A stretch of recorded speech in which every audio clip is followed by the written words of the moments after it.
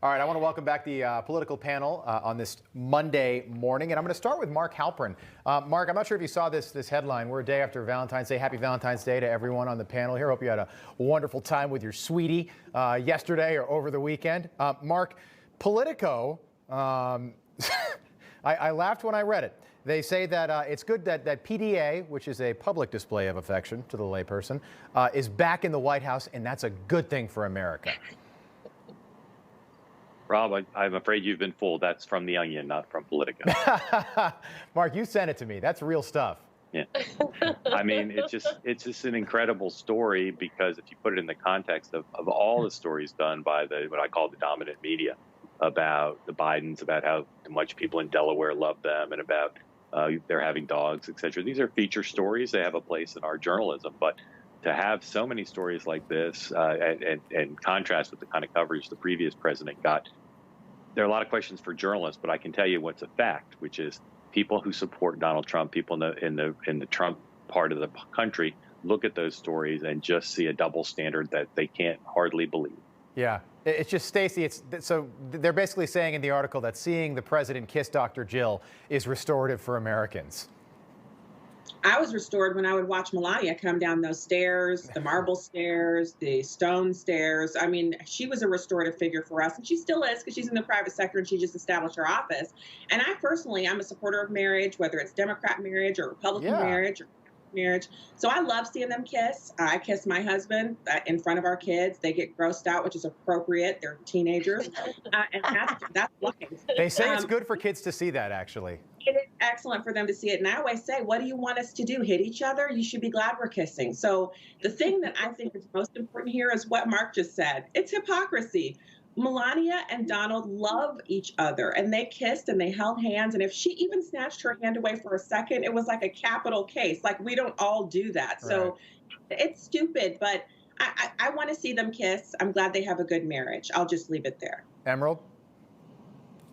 Well, I agree with everything Stacy just said, but as one caveat, one thing that this dominant media, as Mark calls them, did not cover was the Hunter Biden laptop, which shows a very different picture of the Biden family. They didn't really cover Hunter with Beau's widow either. That was kind of brushed under the rug for a while there, and we saw a lot of them kissing as well. But no, the media has a clear double standard. I want to talk about kids going back to school. This is something that Joe Biden campaigned on. This thing about kids going back for a week, it's a joke. Last week we were talking about it. Over 60% of American kids are already in school for at least one day a week. So this accomplishes absolutely nothing. But here's Rochelle Walensky, the head of the CDC, who seems out of touch with the administration, by the way, but here's her talking over the weekend about this very subject. Take a listen. While it's not in our school guidance that it's a prerequisite for schools to open, our ACIP, Advisory Committee on Immunization Practices guidance, does put teachers in the 1B category for vaccination. That is vaccination of the same group as greater than 75-year-olds. So I'm a strong advocate of teachers receiving their vaccinations, but we don't believe it's a prerequisite for schools to reopen. All right, Nan, it's pretty clear this woman just wants kids back in school. Very clear, actually.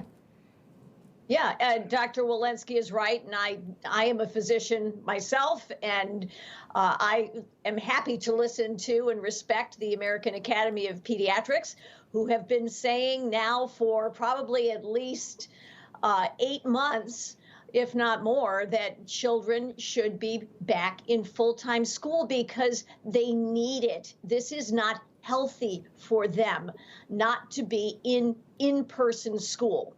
And the CDC provided guidelines during President Trump's administration. The American Academy of Pediatrics provided guidelines to help ensure that teachers who were concerned about exposure, and we understand that as well, but that they would stay safe. There are practices that can readily be used in schools. So the fact that the Biden administration has not come full force in favor of this is standing against America's kids, and that's terrible. And it's because he's in the pocket of the teachers' unions, and they don't want to go back to school this way. They have a political agenda. They want to hold America's kids hostage in order to get that political agenda accomplished. Right. And it's a terrible disservice. Dan, let me bring in Amir here. This was so Congress approved a lot of money for kids to, to make sure the schools are, they've got all the necessary stuff, the hand sanitizer. So I looked it up. This is all public. So Congress approved $68 billion for schools to get schools ready, public schools, right? So far, only $4 billion has been used. And Joe Biden says that they want another $100+ million for these schools. In the meantime, the schools, they're not using the money. The schools basically are fine as they are, as long as they do some basic stuff to make sure kids they're not vectors. That's what I'm trying to say. It's been proven. Amir. Yeah, well, you know what? Look, let's look at San Francisco. San Francisco, their school districts, they can convene to strip the names of George Washington and Abraham Lincoln off the names of their schools, but they will not allow their schools to open for in-person academics.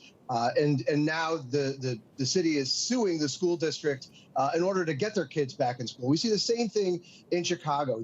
As Dan correctly said, the CDC says, look, there's no real risk of transmission in the schools. It's okay for teachers to go back. You don't need to get vaccinated in order to go back. And the devastation that this is wreaking on an entire generation of youth, if we look at Las Vegas and we look at the skyrocketing rates of suicide on these kids, and like Nan said, Joe Biden is just sort of staying out of the fray. He's not willing to take on the teachers union, which is the main obstacle to getting our kids back into the classroom. Yeah, and Stacy, I want to get everybody in, so let's keep our answers as tight as possible. But Stacy, the kids that can't afford lose out in the long run here. But we brought this up a while ago. A bellwether study says that 3 million kids in America have fallen off the grid completely. They're unaccounted for. They're not in school in any way. I just want to point out that the party of income inequality and Bernie Sanders is the one that's slow walking America's kids back into schools. And so to keep it really brief, because our daughter's been back in school since August and we paid nothing extra for the partitions and the hand sanitizer, and she's in private school, I recommend that parents get into the educational choice arena and just look at who's keeping your kids home. It's the Democrats and the NEA. They kept them home last year. They're still keeping them home even though they got their win with Joe Biden. They don't care about your kids, so take action. Mark? I prefer governors deal with this. I think it's better to adhere to the 10th Amendment, but Joe Biden said he would deal with it. Yeah. And until he stands up to the teachers' unions, it's not going to happen. Emerald, he campaigned on this. He promised the 80 million Americans that voted for him that your kids would be back in school. They're not.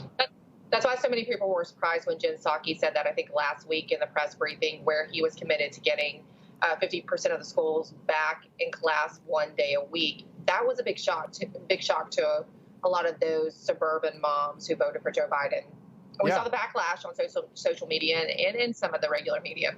No, I mean, my wife, you're sitting at home. We're all at home, except for me right now. But my wife works from home, and I've got 2 little kids. And if they weren't in school every day, I don't know if, our marriage would be a lot more challenging after this much time. It's almost been a year. I've got a nephew who's about to graduate from college in the spring, and here we are. It's March in a couple of weeks, and he hasn't been back to his campus in 12 months. And in our area, it's hard to even get in those private schools like Stacy's talking about because so many parents have rushed to do so. Yeah. Oh, the wait lists, it's way more competitive now. Meantime, the public school kids are suffering. The parents are suffering. The workforce is suffering. It's terrible. Pandemic pods. Get together with these other parents. Get a teacher in your house for a couple days a week. I mean, there's online classes. Liberty University has been doing online schooling for 15 or so years. They've perfected it. If you have a high schooler, they can be dual enrolled. The resources are amazing. I did a podcast with a school choice advocate from Florida on this subject. It's possible to get your kids an education without the NEA in the public schools. I'll tell you what, Stacy, my wife, and we got to leave it. The teachers unions. Yeah. My wife shot me a look. She's off today, but the kids are also off, meaning they're going to be home for a 3rd straight day today. And she shot me a look last night while we were making dinner, just like, oh, you better get home. It's harder to stay home. You better get home fast after work. All right, panel, thank you very much. We'll see you guys again at the top of the hour.